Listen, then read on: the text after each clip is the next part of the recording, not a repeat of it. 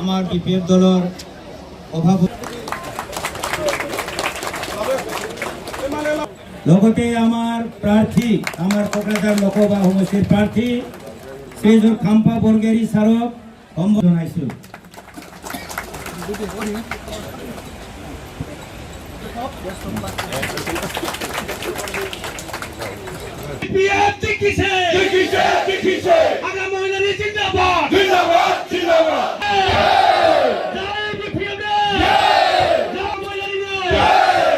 শ্ৰেণীৰ মানুহক আমি দলৰ হৈ পেলাই যেনেকুৱা ধৰণৰ সহায় কৰিব লাগে আমি সহায় কৰি যাম।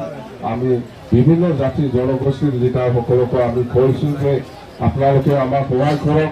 সহায় কৰাৰ পিছত জিকাৰ পিছত আমি আপোনালোকৰ যিকোনো সমস্যাৰ ক্ষেত্ৰত আমি দলৰ হৈ পেলাই আমি আপোনালোকক ছাপোৰ্ট কৰিম, কাম কৰি যাম বুলি আমি কৈছোঁ।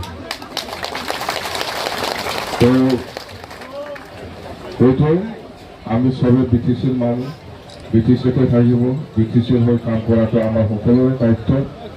আজি কোনো জাতিয়ে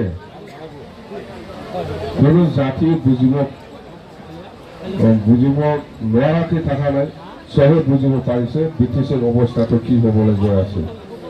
সেইখিনি কথা তো যে হওক মই সেইখিনি ক'লোঁ। আমি আকৌ যিহেতু লগ পাম, আকৌ আমি কোকৰাঝাৰ লোকসভাৰ কাৰণে অহা 25 তাৰিখৰ পৰা 5 তাৰিখলৈকে আমি এভেইলেবল আছে। যেহেতু আমি দৰং ওদালগুৰিতো কেণ্ডিডেট দিছে, সেইকাৰণে অহাকালিৰ পৰা আমাৰ মেক্সিমাম প্ৰগ্ৰাম দৰং ওদালগুৰিত হ'ব। 20ৰ পৰা 26লৈকে এই 4 দিনটো আমি দৰং ওদালগুৰিতে থাকিম। 25ৰ পৰা 5 তাৰিখলৈকে আমাৰ কোকৰাঝাৰত এভেইলেবল হ'ব। আপোনালোকে ক'ত কেনেকৈ মিটিং বিচাৰে আপোনালোকে ঠিক কৰি পেলাই ৰাখক। আৰু আমাৰ লিডাৰসকলক কোনটো লিডাৰক ক'ত লাগে, কোনটো জাতিৰ ওচৰত যাব লাগে, কোনটো এৰিয়াত যাব লাগে, এইবিলাক আপোনালোকে ষ্টেৰিং কমিটিৰ লগত আলোচনা কৰি পেলাই আমাৰ দলৰ কৰ্মীসকলে ঠিক ঠাক কৰি লওঁ।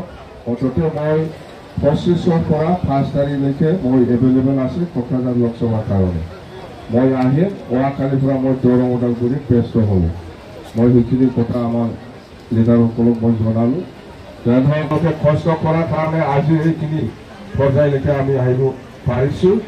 তো তাৰ কাৰণে মই সকলো শ্ৰেণীৰ আমাৰ দলৰ কৰ্মী নেতাসকলক মই ধন্যবাদ দি মই বক্তব্য ইয়াতে সামৰিছোঁ। থেংক ইউ, ধন্যবাদ।